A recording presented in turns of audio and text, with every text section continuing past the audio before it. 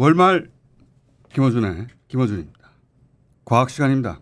과학의 전 분야를 통섭하며 역사를 읽는 빅 히스토리. 오늘도 박문호 박사님 오셨습니다. 안녕하십니까? 예, 안녕하십니까? 박문호입니다. 한 달에 한 번인데 금방금방 돌아갑니다, 박사님. 아, 예. 하여튼 좋습니다. 하여튼 좋습니다. 제가 지난 시간에 예. 깨달음이 좀 있었습니다. 제가 이제 다른 선생님들과의 시간 때는 가끔 제가 난동을 좀 부리거든요. 아, 그건 내가 동의가 안 된다라든지 난동을 부리는데 박사님과의 시간에는 제가 난동을 부릴 수가 없거든요. 근데 지난 시간에 예. RNA에서 난동을 부릴 수 없도록 산소를 제거한 것이 바로 DNA다 말씀하셨지 않습니까? 아, 나는 DNA구나. 그 사람이 맞습니다. 제가 이제 이 시간에 하는 거라고는 겨우 쉬워 한 번만 해주십시오. 예, 좋아요. 네, 좋아요. 자, 오늘도 쉬워 몇 번 부탁드리고요. 지난 시간을 잠깐 요약하면 태초에 짝대기가 하나 있었는데 RNA. 얘가 이제 끝과 끝이 만나가지고 고리가 만들어졌다.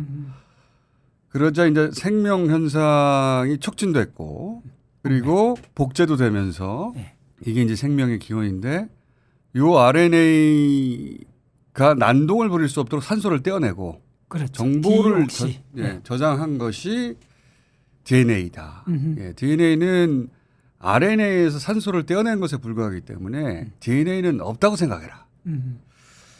그리고 이제 진화의 관점을 분자세포 생물학 수준에서 들여다보면 최근의 발견은 결국 유전자의 스위치가 어떤 환경에서 어떤 시점에 켜지고 꺼졌느냐 하는 것이다. 그 결정적인 증거로 초팔이나 인간이나 공유하는 혹수 유전자라는 게 있는데 그 혹수 유전자에 어떤 스위치가 켜지면 다리가 생기는 것이고 어떤 스위치가 꺼지면 다리가 없어지기도 한다. 뱀은 원래 다리가 있었는데 다리 스위치가 꺼진 것이다. 근데 혹수 유전자는 거의 모든 생물이 다 공유하고 있다. 그렇죠. 사람이 별게 아니다. 우연의 산물이고 겸손해야 하느니라. 예. 그리고 이제 마지막에 이 분자세포 생물학은 노화도 새롭게 정의하고 있다. 예, 노화가 질병이라고 이제 바라보기 시작했다. 여기까지 했습니다. 예, 아주 잘 정리했습니다. 쉬워 한번 해주십시오. 예, 쉬워. 아, 그렇게 깔끔하게 쫙 정리가 되는구나. 예, 좋습니다. 거기서 제가 한 가지, 물론 DNA는 있는데 개념을 바꾸기 위해서 제가 강조를 드린 겁니다. 네네, DNA를 일단 DNA를 중심으로 보지 말고 RNA 중심으로 보면 DNA는 보관용 RNA이다. 그때 보관한다는 것은 뭐냐 하면 바로 생명 현상의 핵심인 유전자를 보관한다. 예. 그래서 이게 이제 생명의 기원을 찾는 여러 가지 연구 흐름 중에서 RNA 중심으로 하는 이 이론을 RNA 월드 이론이라고 그래요. 예. 점점 더 힘을 받고 있는 이론이고 최근 대략 한 10년 사이에 노벨상이 RNA하고 관련된 쪽으로 많이 나와요. 예를 들면 2020년 크리스퍼 가이라고 하면 우리나라로 번역된 책도 한 서너 권이 나와 있고 우리나라 저자들도 책이 나와 있습니다. 크리스퍼 가이 이거는 앞으로 인류의 삶 전체에 영향을 끼칠 겁니다. 어떻게 관점을 바꾸는 겁니까? 비전문가들이 보면 좀 어렵게 보이는데 RNA 개념 확실하게 되면 RNA 플러스 단백질이 바로 크리스퍼 가이입니다. 지금 코로나19도 RNA밖에 없습니다. 그렇죠. 코로나19도 DNA가 없고 지금 크리스퍼 가이 핵심도 효소 작용하는 카스라는 단백질하고 그 속에 RNA가 들어있습니다. 카스9라고 적혀 있는 그 단백질은 뭐냐 하면 얘가 단백질 이름이에요? 예. 다시 한번 말씀해 주십시오. 예, 카스9, 카스9 굉장히 중요한 이야기인데 카스9 슬래시하고 크리스퍼 이렇게 적습니다. 여기에 노벨상을 받았습니다. 이게 사람 이름이 아니구나. 이게. 아니고 카스9는 단백질이고 크리스퍼는 RNA이고 그 RNA 크리스퍼는 어떻게 되어 있냐면요. 간단히 설명드리겠습니다. 딱 두 가지 부분으로 되어 있습니다. 스페이스 부분하고 리피트 부분 여기서 반복됩니다. 그래서 이게 거의 한 30, 40년 전부터 알게 됐는데 학자들이 여러 종류 박테리아의 게놈을 조사하다 보니까네 박테리아는 게놈이 DNA거든요. 네. 그 DNA를 조사하다 보니까네 특수한 그 패턴이 반복이 되는 겁니다. 거의 예. 박테리아의 50% 정도, 대부분 박테리아의 그 DNA 서열에서 일정한 부분이 반복이 되고 있는 걸 발견했어요. 아, 똑같이. 근데 그게 두 가지 부분인데 하나는 스페이스라 이름 붙였고 하나는 리피트라 이름 붙였습니다. 그 스페이스하고 리피트가 있는 DNA 영역을 부른 이름을 카스퍼라 그래요. 그냥 반복되는 건데 하나는 빈 공간이고 그런 건 아닙니다. 그런 건 아닙니까? DNA 영역이 있으니까 전부 다 염기죠. 아데닌, 구아닌, 시토신, 티민으로 된 영역인데 그것들이 동일한 형태로 교본으로 쫙 있더라는 걸 발견했어요. 근데 한 세트는 스페이스라고 부르고 한 세트는 리피트라고 부르기로 이름 했다. 붙였는데 이게 반복된 유니크한 형태로 50% 박테리아 이 패턴이 나와갖고 박테리아 절반이 결국은 똑같은 게 반복된 걸로 반복된 게 나오는 거예요. 이루어졌다는 거 아닙니까? 그래서 이 왜 이런 현상이 있느냐? 분자세포 생물학자들이 굉장히 미스터리하게 생각을 했어요. 그 영역이 왜 박테리아에서 반복돼 나오느냐 이게 핫이슈였어요. 근데 그게 이제 명확히 밝혀진 거예요. 놀랍게도 리피트 부분은 이 박테리아 원래 갖고 있던 자기 거고 스페이스 부분은 박테리아에 침범한 바이러스의 DNA였어요.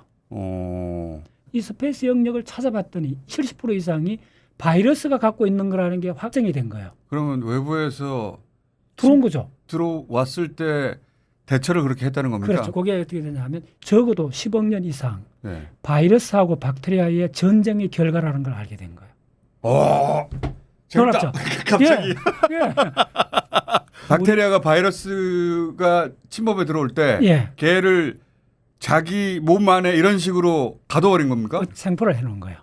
그거 설명드리겠습니다. 간단히. 생포. 지금 우리 전 인류가 지금 코로나19가 당하고 있잖아요. 코로나19가 우리 세포로 들어오잖아요. 네. 허파가리에 있는 그 타입 2 세포로 들어오는데 그 세포는 식물, 동물, 균류에 다 공이 있는 진핵 세포로 되어 있거든요. 네. 그래서 생명 전체는 바이러스, 박테리아, 진핵 세포 이렇게 세 가지로 나눌 수 있습니다. 간단히 말씀드리면. 네.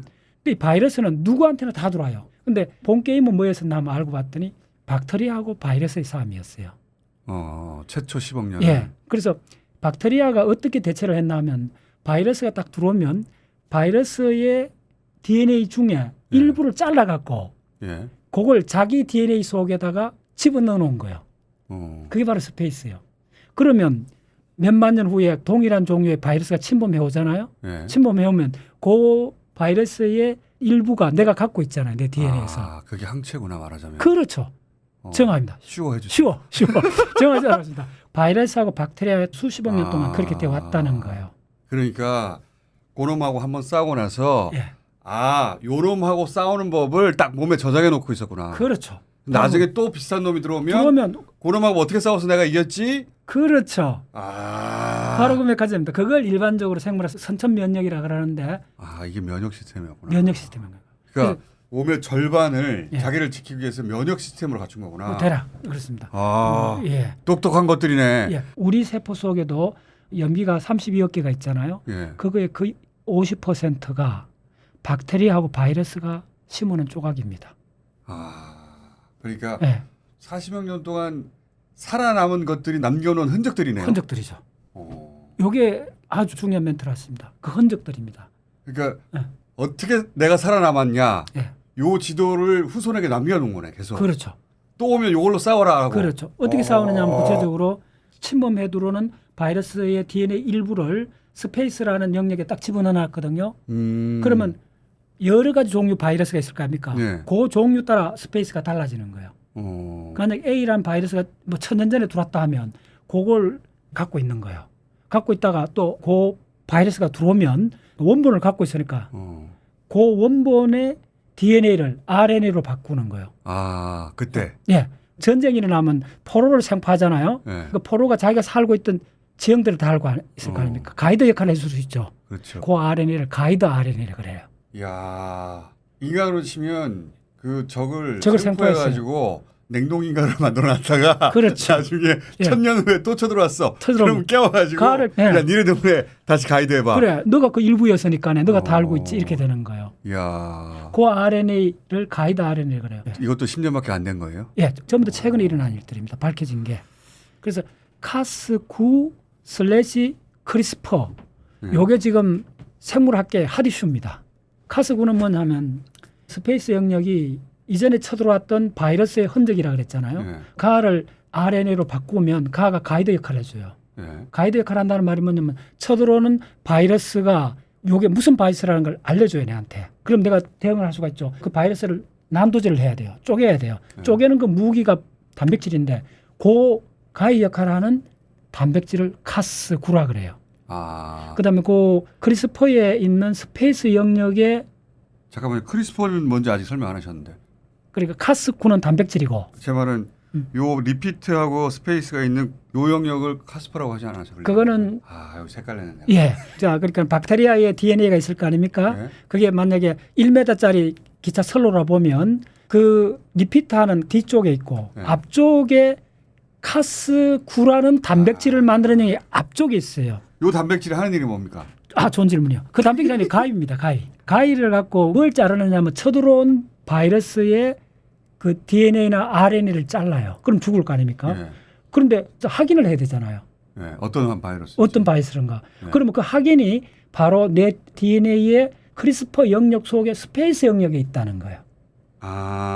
잠깐만. 크리스퍼는 잠깐만요. 예, 그렇습니다. 크리스퍼는 뭡니까? DNA의 일정한 영역 이름이 크리스퍼고 크리스퍼는 단백질까지 가지 않고 그냥 RNA까지로 번역 전사를 하고 카스 영역은 RNA에서 단백질까지 최종 가는 거예요. 조금 어렵습니다. 그러니까 우리 총수님만 어려운 게 아니고 멍해지고 있는. 예. 그래서 어쨌든 좀 제가 다시 DNA 영역이 하나는 단백질까지 번역이 되고 그 단백질 이름이 카스9라는 단백질이 되고 그 크리스퍼 영역은 단백질까지 만들어지는 게 아니고 그거는 가이드 역할하는 RNA만 만드는 거예요. 자, 제가 이해한 것까지만 다시 진도를 나가보면 철로라고 1m짜리 좋아요. 1m짜리 철로라고 하죠. 예. 뒷부분은 스페이스 리핏이라고 불리는 그 부분을 크리스퍼라 그래요. 아까 그건 카스퍼라고 하지 않으셨나요? 카스퍼란 말이 없습니다. 카스하고 크리스퍼를 조합해갖고 이게 믹스가 일어나 버려서 이게 어렵습니다. 다시 정리해야 되겠네. 그러면 스페이스하고 리핏이 있는 영역을 크리스퍼라고 그래요. 크리스퍼라고 합니까? 예. 카스퍼라고 하는 게 아니라? 카스퍼란 말이 없어요. 혼선이 생겨 만들어낸 거예요 지금. 자, 제가 이제 파이널리 정리를 해볼게요. 박사님도 혼선에 일조하셨어요 이번엔. 자, 40억 년 전에 박테리아하고 바이러스가 전쟁이 일어났어요. 서로가 서로를 잡아먹으려고 했겠죠. 근데 이제 박테리아가 바이러스가 침범해 왔을 때 개와 싸워서 이긴 다음에 개의 정보를 몸에 저장했어요. 바로 그겠네요. 나중에 그놈들이 또 쳐들어올 때 나는 얘랑 어떻게 싸웠지? 다시 꺼내가지고 이제 이기는 법을 저장해 둔 거죠. 그렇죠. 그 공간이 스페이스와 리피트라고 부릅니다. 그 중에서 스페이스 공간이 바로 바이러스 흔적이고 바이러스가 잘려서 정보 형태로 저장돼 있는 게 스페이스고 그놈이 박테리아 전체의 절반 정도 해당되는데 이 정보가 굉장히 중요하니까 절반이나 차지했겠죠. 요 놈들이 있는 공간은 크리스퍼라고 한다. 됐어요. 이해했어요. 크리스퍼라 한다. 네, 크리스퍼. CRIPS입니다. 크리스퍼. 근데 앞부분에서는 카스퍼라고 했는데 슈도 한번 하셨던 것 같은데.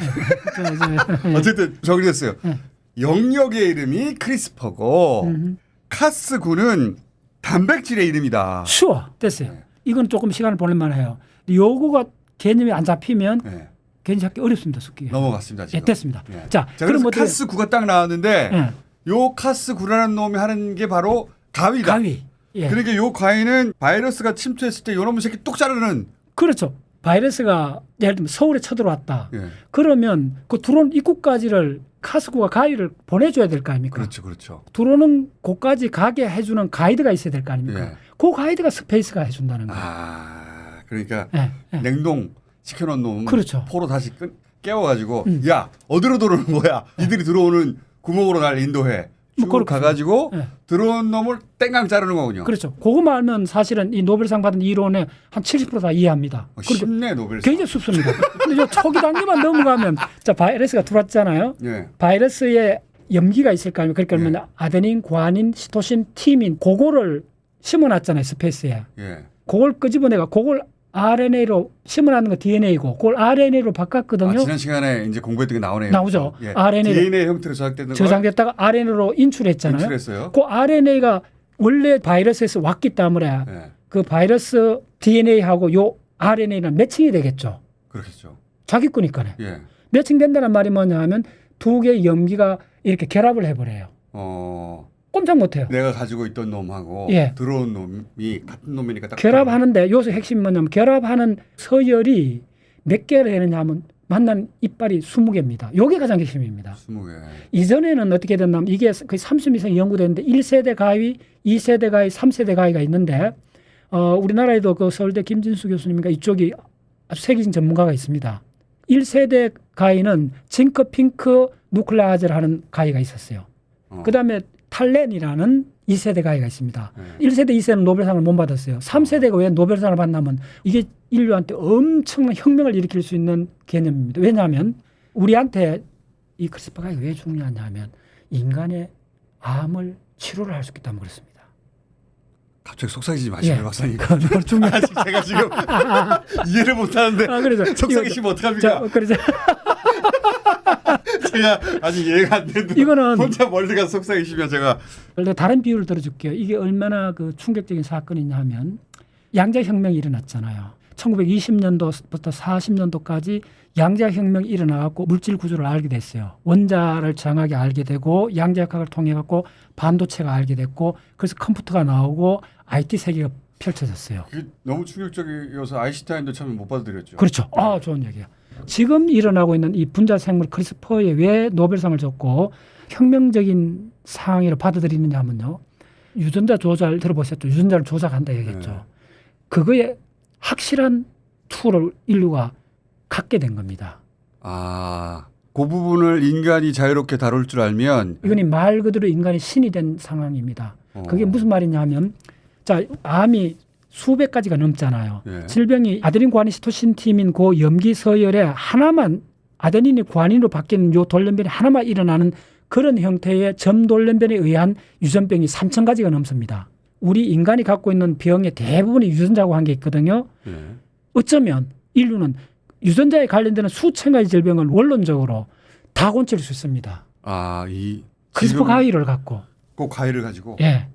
그래서 지금 이쪽이 혁명적으로 지금 보고 있는 겁니다. 자, 잠깐만요. 네. 결론은 이해했어요. 요 가위를 마음대로 쓸 수 있으면 예. 그 질병에 해당되는 들을 짝둑짝둑 자르면 된다는 거 아닙니까? 몇 년 전에 중국에서 태아가 유전자 검사를 해봤더니 유전병이 있는 거예요. 그 유전자를 태아 상태에서 그러니까 수정란에서 조금 지낸 그 상태에서 잘라갖고 정상 유전자를 바깥치게 해갖고 추산했어요. 그게 얼마나 어떤 위험한 실험이었냐 하면요. 그 중국인 학자가 중국 당국에서 감옥에 갔습니다. 그렇죠. 저 뉴스도 봤습니다. 들어봤죠? 예. 인간이 신의 영역에 바로 신에 들어간 거죠. 가버린 거예요. 그 아이는 사실은 유전병을 가지고 태어날 아이였는데 태어났는데, 인간이 중간에 개입해가지고 예. 결과적으로는 건강한 아이로 태어났지만 그 아이의 운명에 개입한 것이 아닙니까? 쉬워. 지금까지 우리 관념으로 보자면 바로 그거 이야기입니다. 정확히 하셨네요. 네. 자, 그런데 크리스퍼가 그전에도 이런 원리를 몰랐던 게 아니고 그전에 거는 임상에 적용하기가 어려웠어요. 그걸 이해하시네. 유전자가 우리가 2만 개가 넘잖아요. 그 유전자 중에 하나가 잘못되면 그걸 잘라내고 정상에 디자인했는 걸 집어넣으면 되거든요. 이론적으로는. 이론적으로. 문제는 뭐냐면 유전자를 정확히 잘라야 되잖아요. 자르는 가위가 조금 흔들려 갖고 바로 옆에 정상 유전자를 자르면 안 되잖아요. 예. 그 가위가 정확하게 딱 잘라줘야 돼요. 그러려면 가장 중요한 정보가 뭐냐 하면 자 32개 염기가 아데닌, 구아닌, 시토신, 티민 4문자밖에 안 돼 있잖아요. 그러면 요 4문자가 키라 하면 32억 개 염기 중에 AAAC가 있을 확률은 수만 건이 있는 겁니다. 그렇겠죠. 그렇다면 그 가위는 못 쓰는 겁니다. 근데 크리스퍼 가위가 왜 혁명이라고 그러냐면